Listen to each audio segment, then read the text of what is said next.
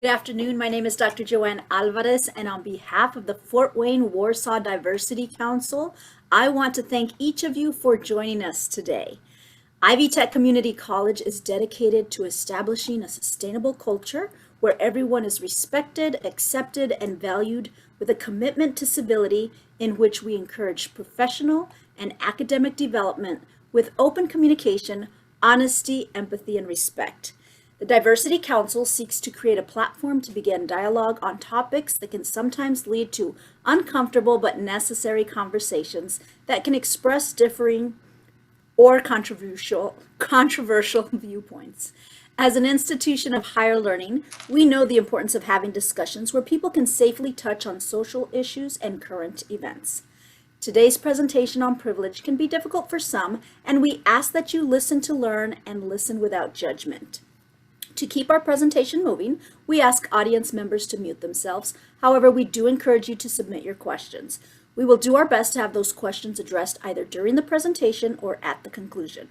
Remember, this is an opportunity to create dialogue, ask questions, and learn. Our Diversity Council will continue discussions and programs in a safe, open learning environment for all. With that, I would like to introduce the Interim Director of Student Life, Carrie Knuth, who will now share some very important information. Thank you, Joanne.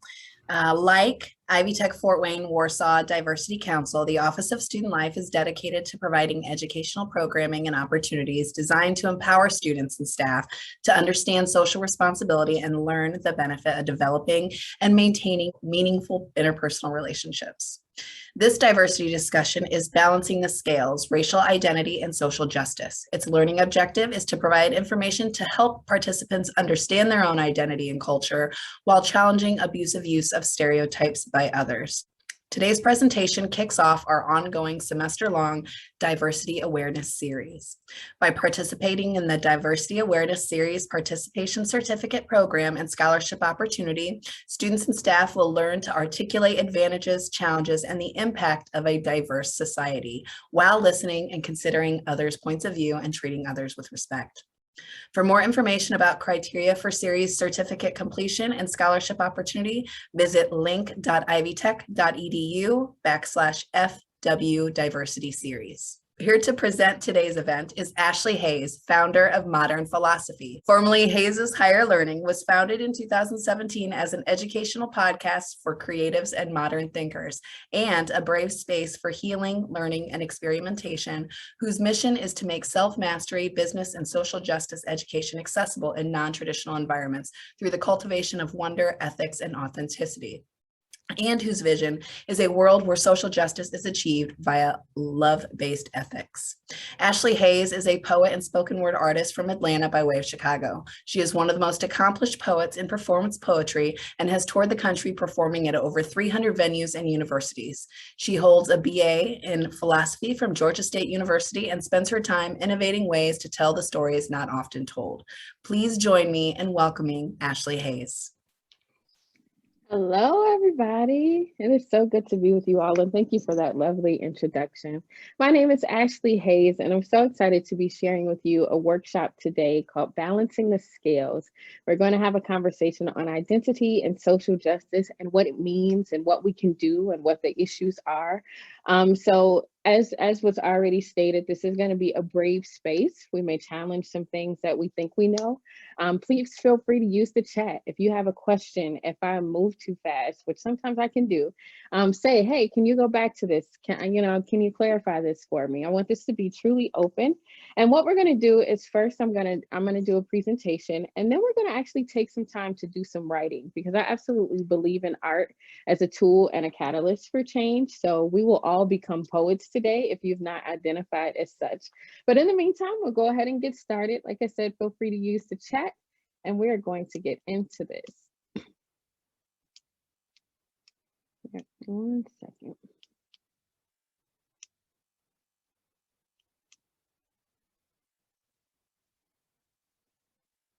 Welcome to Balance the Scales.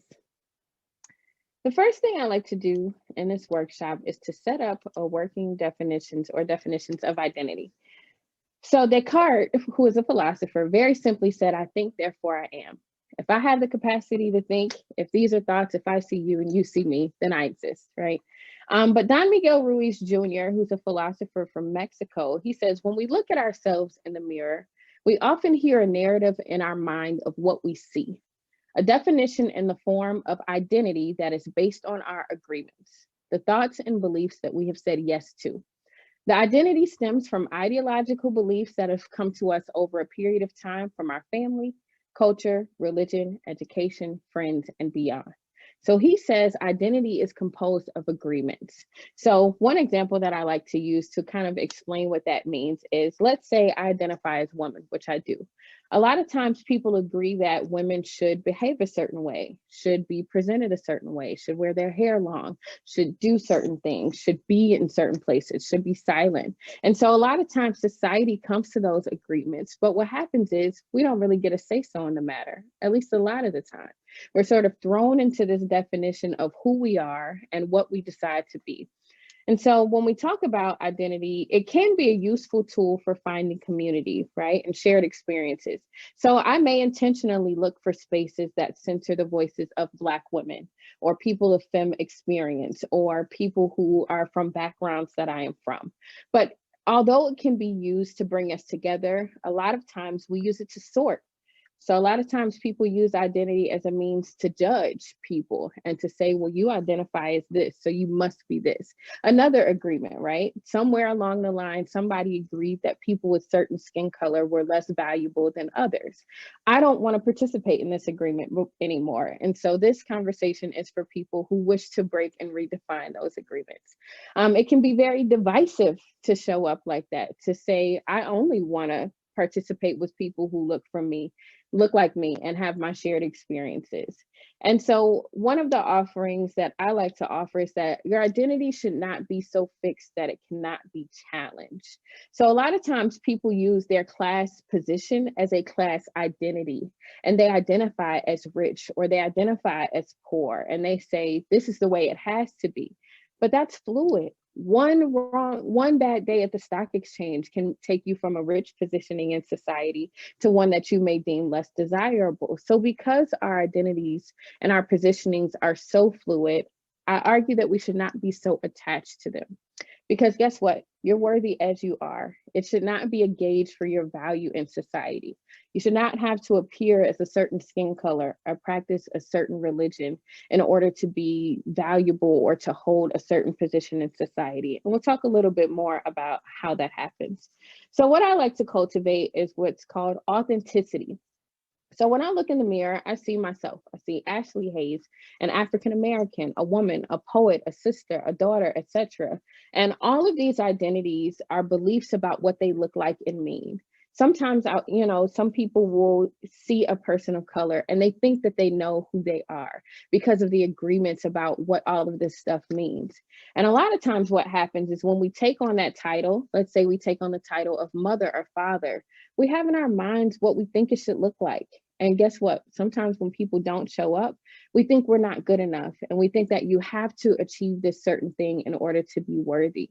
Another example is that class society sort of example. When someone moves from a higher class position to one they consider lower, they often suffer from depression. Their friends often treat them differently. It's because they've confused an identity position for who this person is and for their worth. And authenticity for me is the highest form of social justice. And to be authentic is to be who you are as you are, not to try to fit into some box, not to try so hard not to fit into a box, but to just be who you are, to wake up as yourself and to be able to walk through the world and be treated as worthy and valuable in society. And when we accept ourselves first, we don't rely on sorting or mob mentality to create a false sense of security. And I want to talk a little bit about that. Probably the Capitol riots are one of the best examples of people using mob mentality to sort of come against a common enemy. And does it work? No. Are you in jail? Probably. Is this really bringing you closer to these people, or is it that you have what you perceive as a common enemy? And it really doesn't work. It never really works out well. So I want to talk a little bit about those who own marginalized identities or historically marginalized identities. So American society in particular It's been found to be safest and most economically rewarding for people who identify as white, male, heterosexual, and Christian. And so for many people who identify with Black, Femme, Latinx, Asian, queer, trans, Muslim, poor, and many other historically marginalized identities, society becomes physically and emotionally unsafe because most of the time people from that society's powerful groups are either active or passive participants in violence. What does it mean to be active or passive participant? It's like the difference between holding the gun and not saying anything to the person who is holding the gun, right? You're still holding a responsibility. A failure to act is still a form of violence. And a lot of times, most oftentimes, that is how violence is able to be perpetuated. We're able to keep people in marginalized identities because we say, well, it's not me, it's not my business. I've got better things to do than this. Or we're so afraid of what others might think that we don't say anything. And that's how we maintain the status quo. And we are all observers. We have a human experience, but to observe harm without speaking up about it or using your privilege to try to fix it is sometimes more dangerous than the original harm. Let's talk about intersectionality and complex social positioning. We've got this foundation, we understand identity and that we've agreed on it. But what about people who hold multiple identities, which we all do? So Kimberly Crenshaw is a Black woman who did a lot of thought and intellectual work around what's called intersectionality. She coined the term. And she says, intersectionality was a prism to bring light dynamics within discrimination law that weren't being appreciated by the courts. In particular, courts seem to think that race discrimination was what happened to all Black people across gender, and sex discrimination was what happened to all women.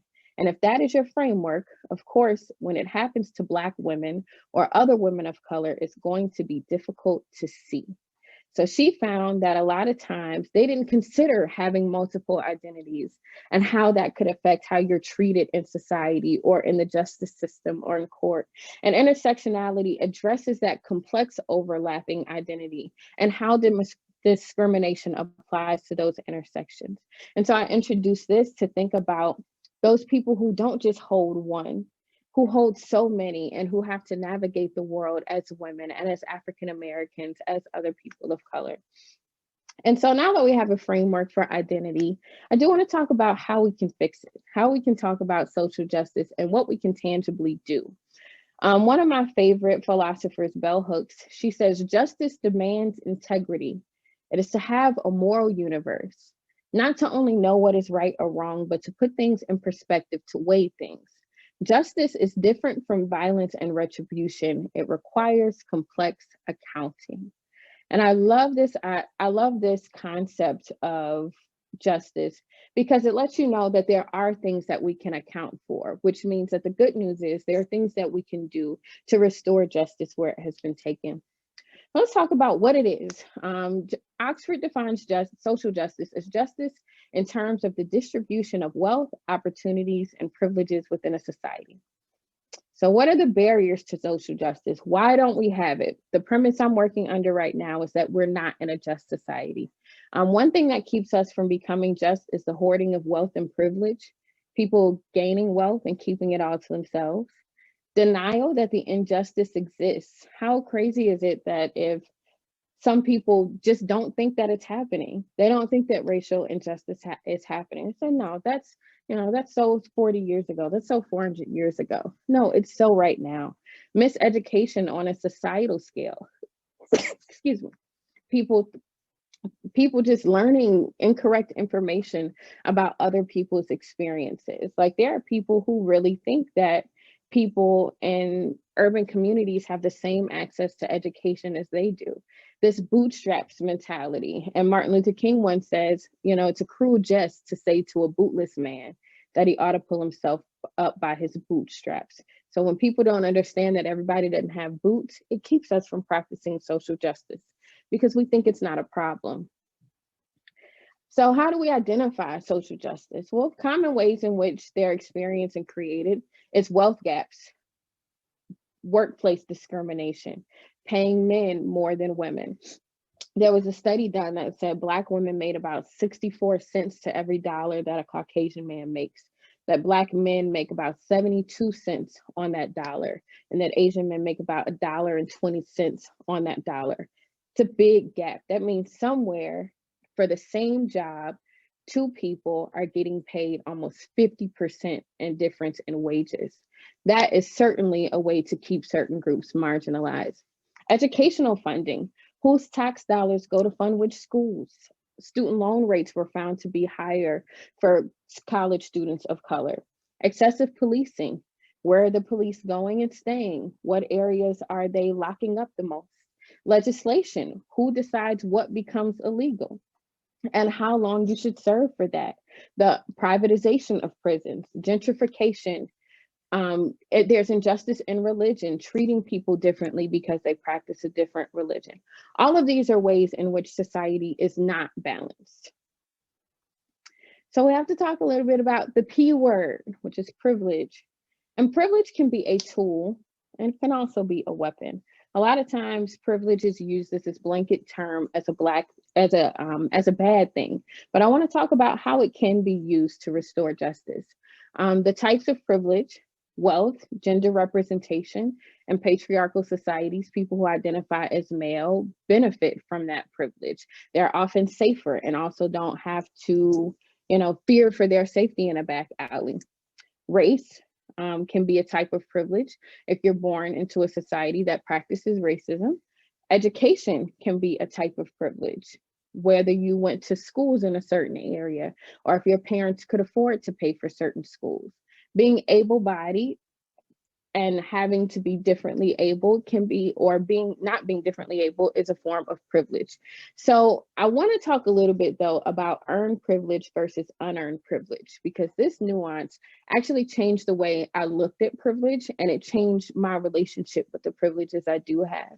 So earned privilege are those things that you can acquire, such as saving up to go to a good college, such as working hard to buy a new car, or working hard to build up your savings account. A lot of people have earned privilege.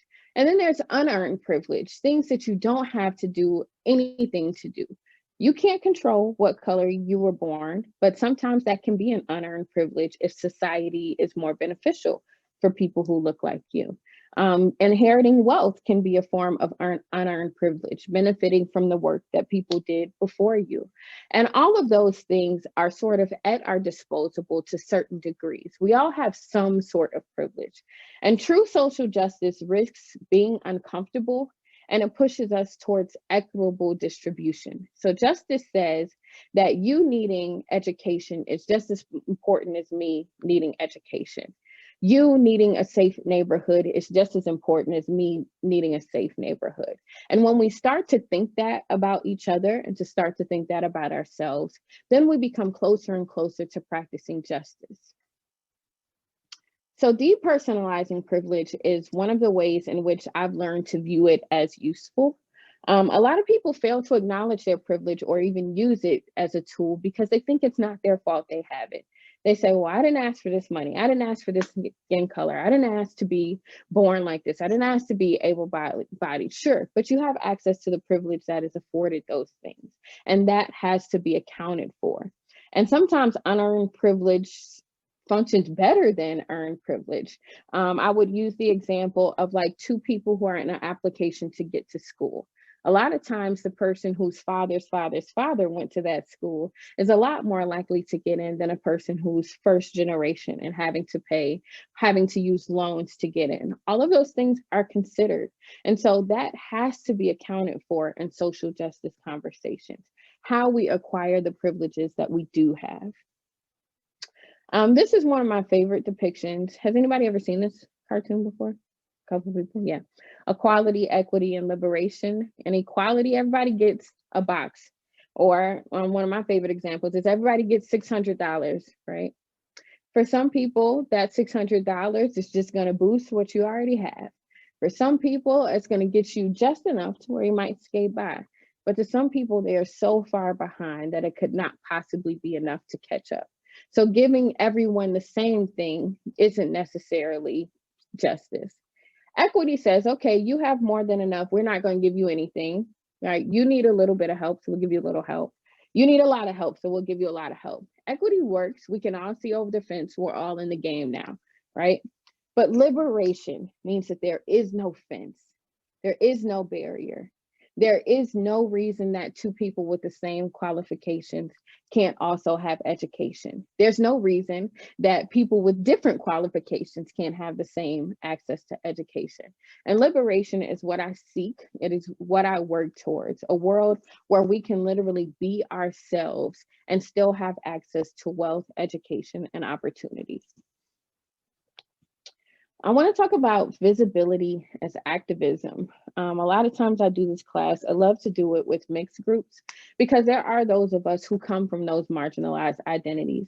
And so when we're granted access to spaces where we've been previously, I see your hand, Carrie, previously or under or poorly representative, then visibility becomes a form of activism. I was the only Black girl in my philosophy department. I was the only Black person. So that meant that I had to now say something to these people and say, hey, have y'all thought about studying Black philosophers or women philosophers? You have to now be the activist in that space, which can be tough. Yes, Carrie. Sorry, I just wanted to go back a little bit yeah, for sure. towards the conversation of privilege. And Joanne and I were actually thinking along the same lines of the question of why do you think people get so defensive when we talk about privilege and when we talk about the privileges that they may have acquired, unearned or earned? Why do you think that's such a defensive topic? It goes with identity. It's the threat of being confused for someone with less privilege. It's the threat of being poor, the threat of, having to risk my safety and comfort for someone else. That is very, very scary for people. The risk of being uncomfortable, because if I do account for my privilege, then, and I do feel a responsibility for it, then I might have to give away $500 million. And then what about my kids? If you have 500 million left, they'll be fine. This hoarding. So, and it all goes with this identity, during segregation, there were white folks who were willing to march in the streets because they weren't afraid of what people would say or what the boys next door would think. But they also were treated extremely violently because now they say, all right, well, you're one of them. If you're not one of us, you're one of them. So all of that leads us to not be ourselves and to not be responsible with what we have, because we're so much trying to fit into what we believe or perceive as perfect or right, which is why authenticity, some people say, what does authenticity have to do with it? It has everything to do with it. If you can be yourself and be safe, for a lot of people, that's a privilege. So I always tell people, don't puff up, don't shrink down. If you're rich, you don't have to pretend to be poor. You just need to do something with your riches. If you are poor, you don't have to pretend to be rich. You just need to do something with what you do have and require more of those who have it. So I hope that answers that. What would you say to people, for example, so one of the biggest defenses that I hear when somebody is labeled as privileged, whether it's white privileged or, wealth privileged or any of the privilege, is that people had to, it wasn't something that they inherited, it's something that they had to work for. And so that, I hear that defense a lot of, that they may have come from an underprivileged area and that they had to work for everything that they got. What would we say to that? I would say there's still a responsibility there. I do think if I had to make an argument, because I think about that a lot when I'm like requiring things. Like I had a friend who inherited a bunch of money, but she's a Black girl. She had a lot of catching up to do. She had a lot of debt to pay before she could even get on the same level. So, I think that we also have to account for that, right? Yes, you may have worked hard, but like people always say, like, Donald Trump started from nothing. No, he got a $300,000 loan. That's not the same as somebody who, has to go work a part-time job 4 hours every day. And so in that sense, I think that earned privilege does have degrees. There's not always going to be a clean answer for what they should and shouldn't do. So my charge is first for the unearned privilege and then for the earned privilege. Yeah, you worked hard. Do you have enough though? Because if you have enough to spare, I think you still have the charge to redistribute that wealth in some way. I do. I take that very seriously in my life. And not everybody does, but I do. I think that any privileges that I earn, whether it's by working hard, that I'm going to use as a tool for justice. So. Did you have any other questions? This is a cool conversation. I just wanted to piggyback onto that to say that that's something that I've dealt with in my family, that question you asked, Carrie. And I've kind of tried to talk to people in the sense of trying to get them to understand that they still started somewhere else. Does that make sense? Like even if they earned and worked hard for that privilege, where they began is still far above where other people have begun. So privilege is privilege no matter how you got it. You still have to recognize. I feel like people use it as a defense because they don't want to have responsibility. Like, for sure. I don't want to deal with that. I don't want to recognize that anyone doesn't have the same access as I do because I worked hard for my access, that type of thing, that type of mentality. So. And some people don't even have access to working hard. Like, right. I come from a family of folks who some people can apply for jobs and still don't get considered. Yes, we're all working hard, but there was something somewhere. Like for me, it was very difficult for me as a Black woman to acknowledge that I had privilege, but I recognized a little later in life that having access to education, my parents did put me in private school when they could. My mom intentionally looked for areas that had better test scores, right? And that is some sort of privilege that I'm starting with, right? And so then I use that privilege to redistribute, to teach, to get people interested and to help people understand. So yes, I'm totally with you that we don't all start at the same place. And so that we really have to think about how we got there, but also just think of the impact you can make. Doesn't matter how we got to this line. What matters is that everybody's not here. So go back for the others. That's sort of my theory. Well, and I think also, I'm sorry, I do want to have you move on, but one way I look at it and how I explain it, Nicole, is that everybody thinks of it as the big P, right? It's one overarching privilege and one underarching underprivileged. And I think that it's so many different facets of privilege, and that almost everybody has some level of privilege in something. So understanding that you might be privileged in this way, but not privileged in this way is a good way to think about it, rather than thinking that you fit into this specific identity, so you have privilege, or you don't fit into this one identity, so you don't have privilege, but just maybe you don't have privilege in that particular facet of your identity. Absolutely. Nail on the head for sure. And Brian said in the chat, people often don't realize that family can be a big unearned privilege. Trump is an example for this. There's an old song that says your daddy's rich and your mama's good looking, right? Like those are two privileges. You got this, and now you get to move through the world a little differently than others. Even having two parents in a household, that's a long list of ways in which privilege shows up in society. So I want to get into visibility as activism. So we talked a little bit about like what happens when you're the only person of color in that space, or the only person of a marginalized identity in that space, and the way in which that sometimes is activism. And I think that people of privilege can practice social justice by making space for these folks to say, hey, we haven't heard from this person in a while on this conversation, or we're having a conversation about diversity in a room full of white folks. I think when we start making space in that way, and making welcoming spaces for people to be in, because it's one thing to say you can come to the space, it's another to feel welcome in it.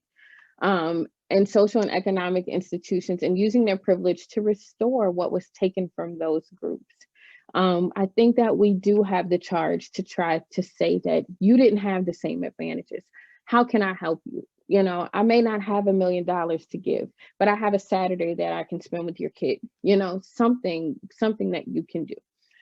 Social justice is not simply making something accessible. You have to address the financial and educational barriers. So one example is the Affordable Health Care Act, right? So the Affordable Health Care Act says everybody, regardless of how they identify, should have access to health care, whether they have an employer or not. What they don't say is that a single woman with no kids has to pay $400 to $600 for health insurance, right?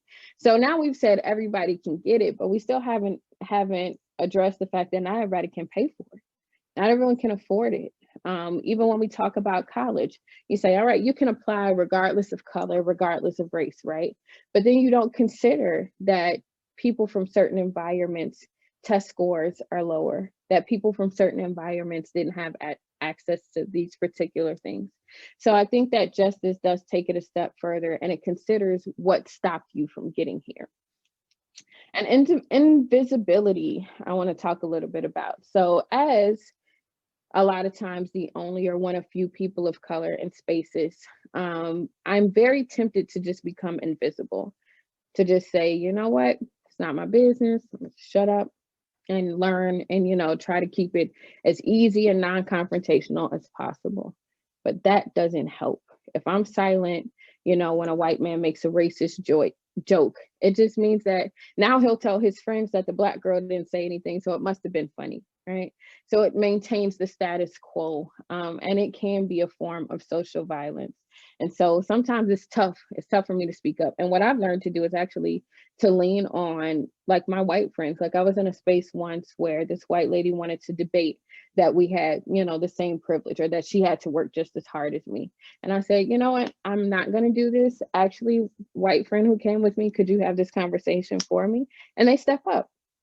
I do. A lot of times, you know, it was safer for me to remove myself from that conversation. He was safer. They were on a similar playing field. But anytime we're silenced and don't say anything and allow it to keep happening, it can be a form of violence. So how do we practice social justice? How do we fix it? One of the first things I say is redistribute wealth. Give money to the poor and disenfranchised. I do believe that we should tax the rich more. I do believe that Jeff Bezos should pay a different tax bracket than I'm paying.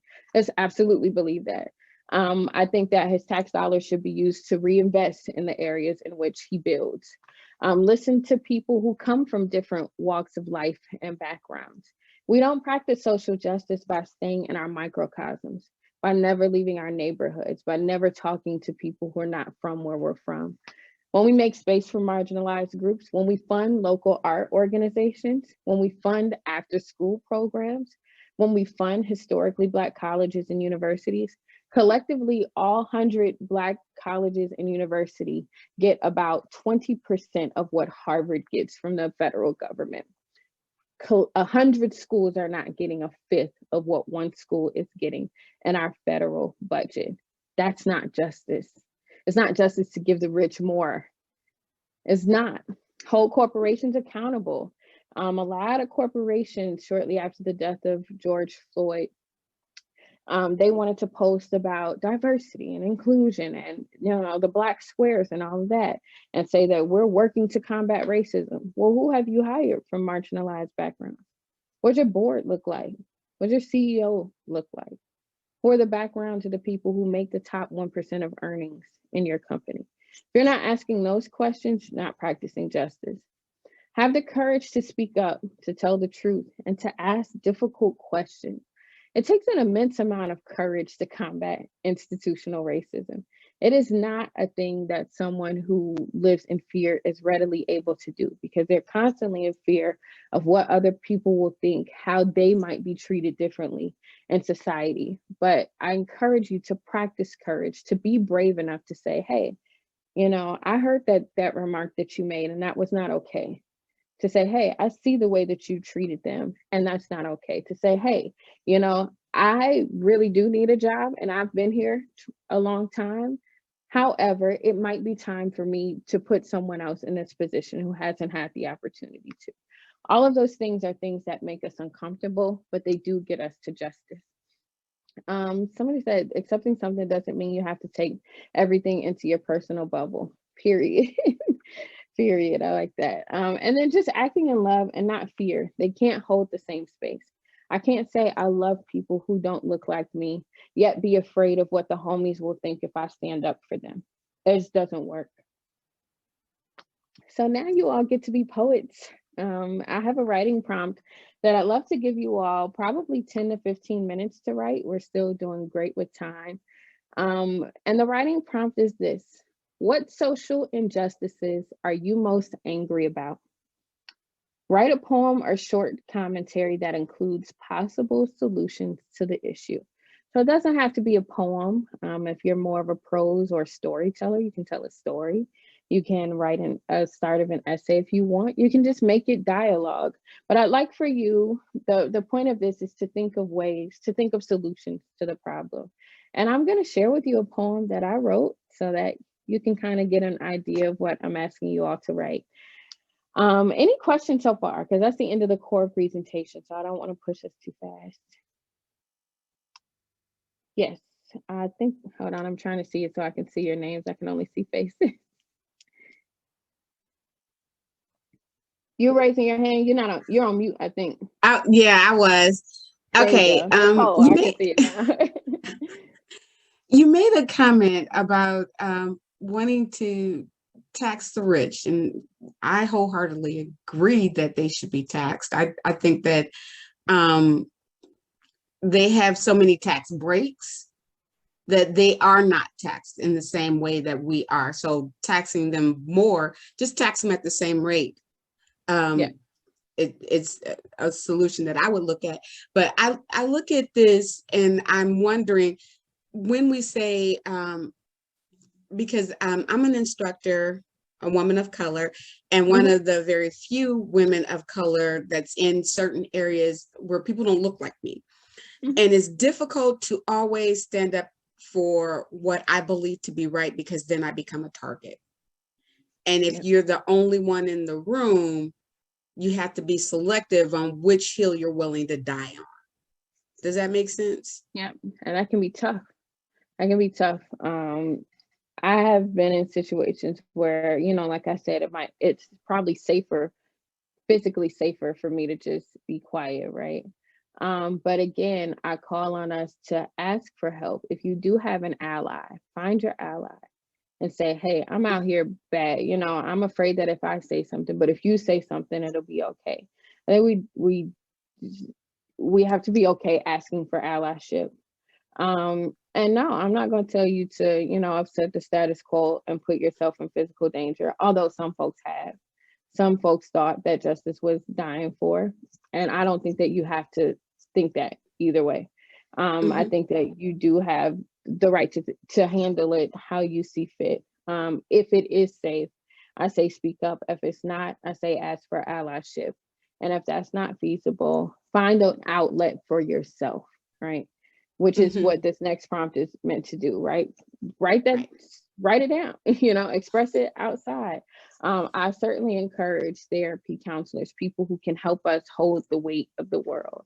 So all of those, I think, are possible solutions to being in that space. Thank you for asking that, Nicole. So one thing too that I wanted to mention is that, I'm often in a room with people who look like me. But I'm often in a room where people look like me, but don't share my vision and don't share my views. And so how I approach that is I approach it from a position of truth. So I look for ways, so that I don't get attacked. I look for ways to alleviate opinion and approach discussion by way of truths and by way of facts, and pushing those things because they're not arguable at that point. And it's, it's a point of authenticity and a point of honesty at that point. And it doesn't need to be attacked because it can't be argued when it's a fact. So that's one, from my side, that's one way that I, try to stand up, I guess. And I think that that's a good way. You know, we definitely need truth. We have to be willing to show people what is actually happening. We got a comment in the chat. Somebody says, what angers me is the accessibility to mental health assistance for people. I do not enjoy the process for any assistance for the poor or homeless. Personally, I lost out on education because of the fact that I didn't have an address. It's a big injustice. It's a big injustice. You know, they say it essentially takes money to gain anything. You need to have a home and an address to be able to register for school. And that home and address determines what school you can go to at what cost. So I think that this is great. If you all want to put your answers in the chat, you can do that, or you can write them and I will share. I'm going to share my poem and then give you all a few minutes to write. Any other questions though before I go into that sharing part? Cool. Well, this poem I wrote a while ago, and I was actually asked by a magazine to write a poem that addressed the death of Breonna Taylor and Sandra Bland. And when I was writing this poem, I was thinking of a world in which they live, in which maybe Breonna Taylor just, you know, rushes to Burger King on the way to work and she's late and that's the end of it, right? A world where Sandra Bland, maybe she gets pulled over, but she gets to tell the story, right? So I started thinking of the concept of heaven, or like my ideal place. And so I call this poem A Heaven for a Black Girl, and it's the world that if I could create, I'd have. Let's say I arrive 5 minutes late, but I do not have to wait in line. I picture myself dressed to the nines, wearing my favorite pair of Jordan 6s in my version of heaven. I am eating crab at sunset, or tacos, or mangoes picked from my cousin's backyard. And this one, my favorite television stars are getting married at noon tomorrow. And I still need to finish wrapping the gift and making the sweet potato pie they asked me to make. In my heaven, Stevie Wonder chimes at daybreak and lunch hour. I do believe that there's Alexa in heaven, so when Megan Thee Stallion is more fitting, I choose her, and I rest often. In my heaven, a young woman in Louisville, Kentucky wakes up. She hits the snooze button one too many times.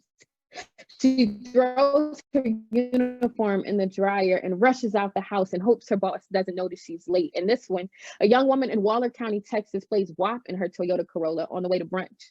Or she at least lives to tell her therapist about the time she got pulled over and got a ticket she didn't deserve. In my heaven, Black girls get to be themselves, regular and mundane if they want to be, smelling like shea butter and wishing and dreaming and singing to ourselves in the shower. In my heaven, the children up the street eat every night, and their mothers make enough money to leave men who do not choose love. In my heaven, the people I elect to protect me do their jobs, and they offer refugees food and shelter and education in a language they understand. In this one, there are no billionaires.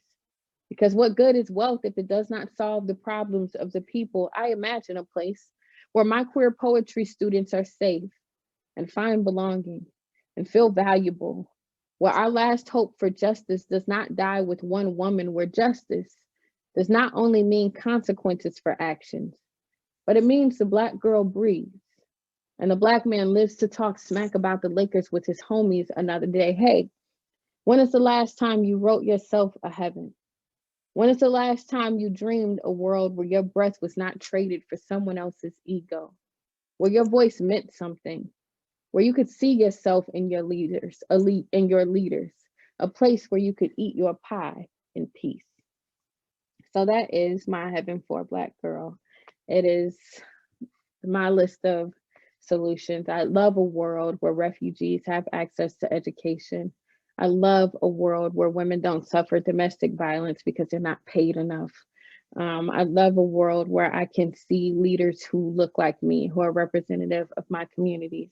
So feel free to use that as inspiration for your work.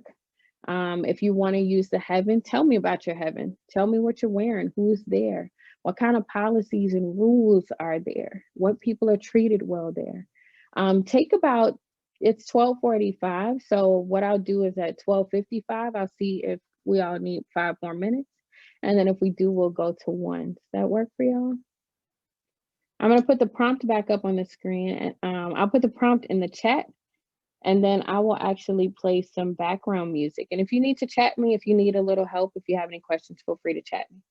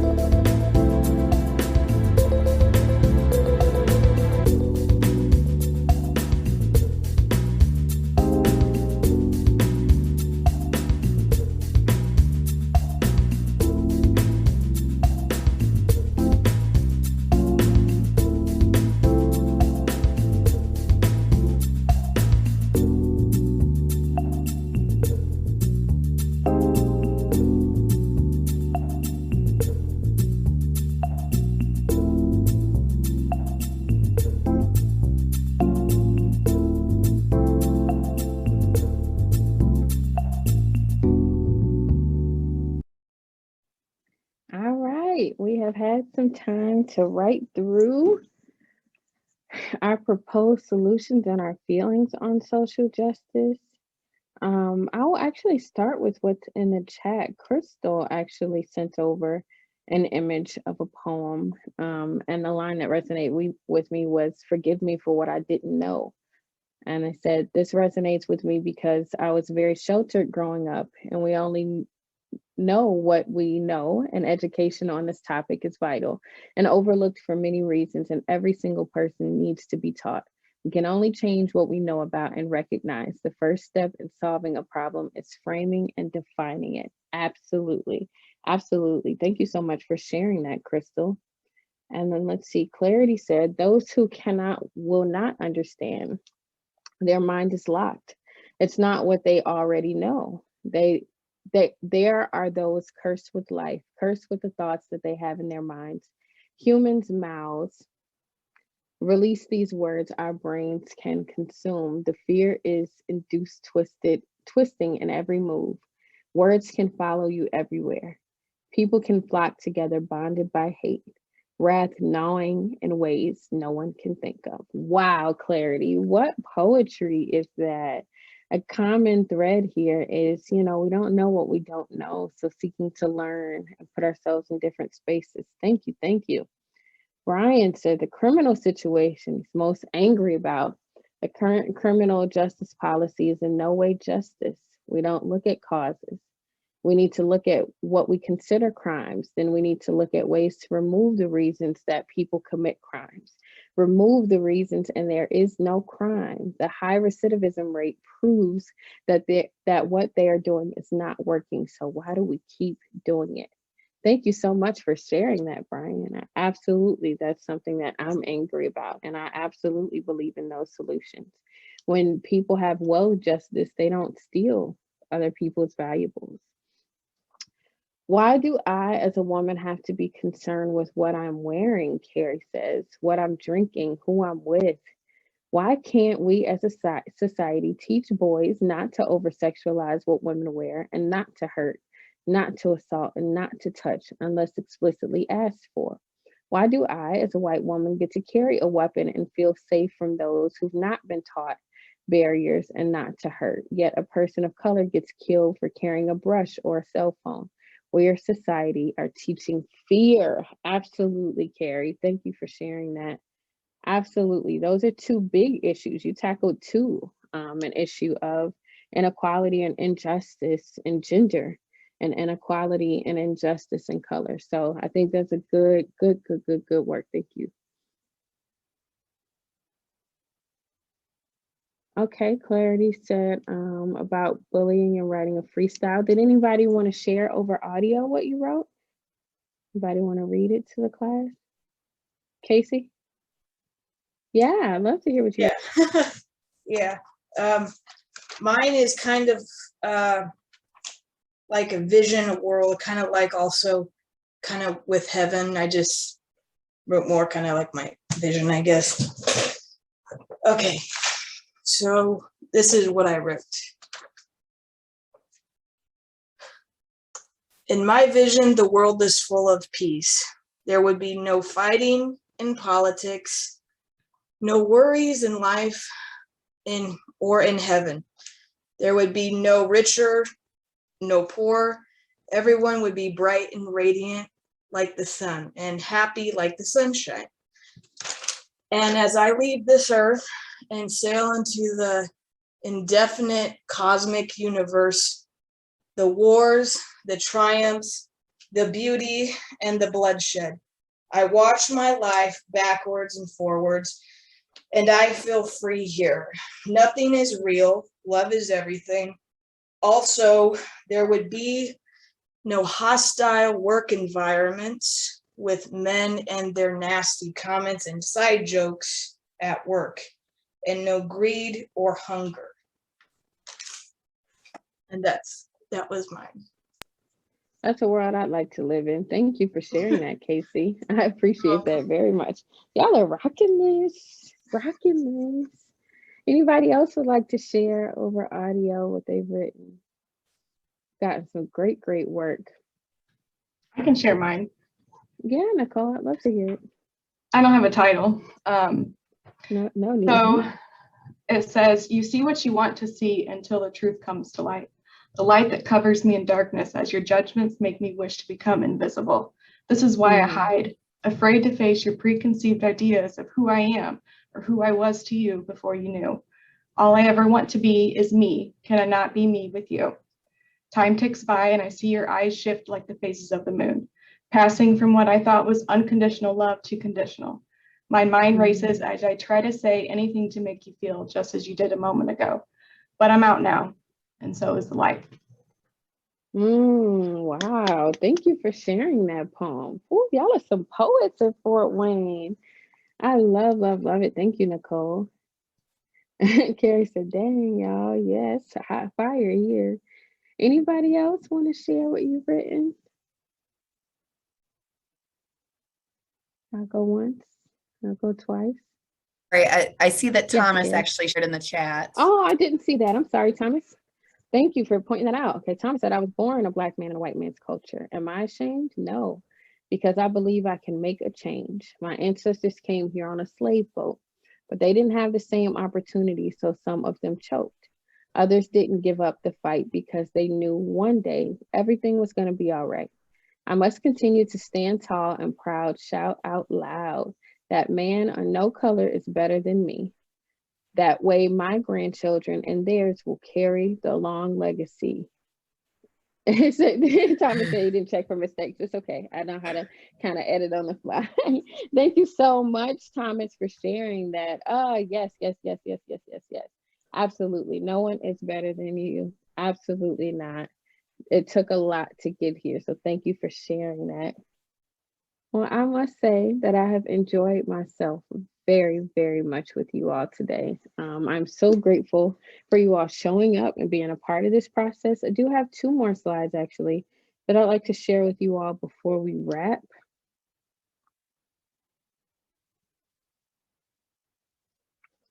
So social justice wasn't created overnight. It's not going to be solved in one poem or one workshop, but love speeds up the process. The more you love, act in love and integrity, and stand up for injustice and remain visible in a society that historically silenced others, the more we move towards a better humanity.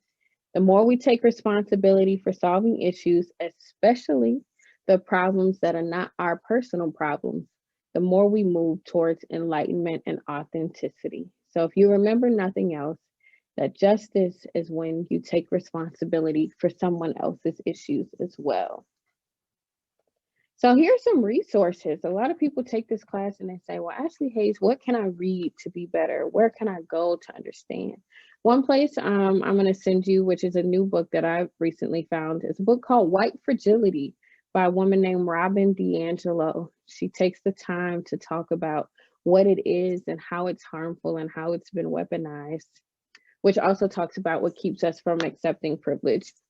Modern Philosophy podcast, shameless plug there. I do a lot of work on authenticity and justice in that podcast. It's Modern with an E Philosophy. The Four Agreements is a book by Don Miguel Ruiz.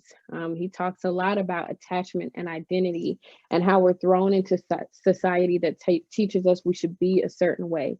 And then there's a book called Pleasure Activism by Adrienne Marie Brown. It's one of my favorite books. Pleasure Activism, she argues, is when you care about how people of marginalized identities achieve pleasure in society, and that us being happy is a form of activism. So all of those are books, places that you can go to learn more about privilege and social justice, and about all of these concepts that we use to combat racism. Nicole just shared that the said, first oh, okay, White Fragility. Yeah, that was you a all read book it, so club book that we've done. Great. I highly recommend it. I highly, highly, highly recommend it. Well, you all have done some great work here. Thank you for being brave in this space and allowing me the opportunity to come in here and talk with you and sharing your art and sharing your thoughts and sharing your solutions. I know that you all are already putting this into practice with initiatives like this. So thank you, thank you, thank you for your work towards justice. My name is Ashlee Haze.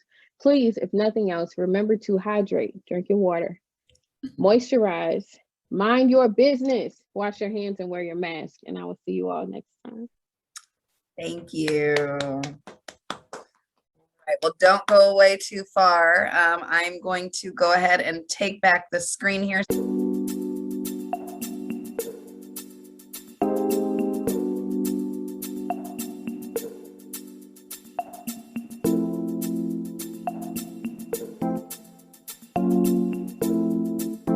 If you are participating in our certificate program, don't forget to complete your debrief forms as part of that certification participation program. And otherwise, we will see you guys at our next event. I enjoyed this class. Great. I'm really glad. I'm really glad that you enjoyed this, Thomas. We will All right, thank hopefully you. see you next time, okay? Hopefully. All right. Thank you, guys. Have a great day.